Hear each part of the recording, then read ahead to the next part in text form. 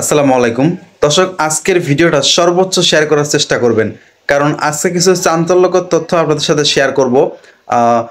বাংলাদেশের তাবলিগ জামাতের একটি পক্ষ সাত কলম লীগের অনুসারীদের ক্ষমতাচ্যুত আওয়ামী লীগের সরকারের দোষর বলে আখ্যা দিয়েছেন ওলামা মাশায়েখ বাংলাদেশের সমন্বয়ক মাওলানা মঈনুদ্দিন রাব্বানী। একই সঙ্গে তাদের সাতপন্থীদের জাতীয়ভাবে বয়কট করার আহ্বান জানিয়েছেন তিনি।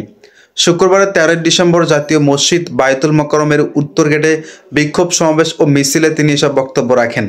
মাওলানা মঈনুদ্দিন রাব্বানী বলেছেন, সাতপন্থীদের দ্রুততম সময়ের মধ্যে জাতীয়তাভাবে বর্জন করতে হবে। সাদের অনুসারীরা আওয়ামী লীগ সরকারের দোসর, তারা জাতীয় শত্রু, তাদেরকে আগামীতে টঙ্গীর ইজতেমায় ঢুকতে দেওয়া হবে না। দেশের হক্কানি আলেম ওলামাদের বিরুদ্ধে যারা মামলা করতে পারে তারা আলেম নামের জালেম।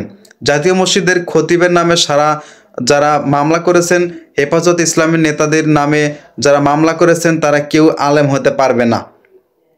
তবে অন্তর্বর্তীকালীন সরকারের প্রতি আহ্বান জানিয়ে তিনি বলেছেন যে সরকারকে বলবো তাদেরকে দ্রুত গ্রেপ্তার করুন, না হলে দেশের আলেম সমাজ মাঠে নামবে। এদেশে কাদিয়ানীদের কোনো ঠাঁই হবে না। কাদিয়ানীদের দ্রুত সময়ে রাষ্ট্রীয়ভাবে অমুসলিম ঘোষণা করা হবে।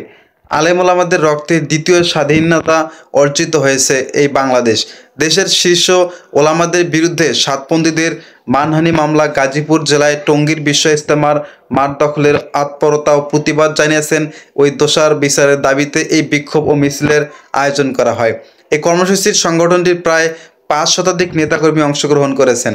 এ সময় সাতপন্থীদের কালো হাত ভেঙে দাও, গড়িয়ে দাও, সাতপন্থীদের আস্তানা জ্বালিয়ে দাও, পুড়িয়ে দাও, এই বাংলায় থাকবে না সাতপন্থীদের আস্তানা। কাদিয়ানীদের আস্তানা ভেঙে দাও, গড়িয়ে দাও, সাত কাদিয়ানী ভাই ভাই, এই বাংলায় ঠাঁই নাই স্লোগান শোনা যায়।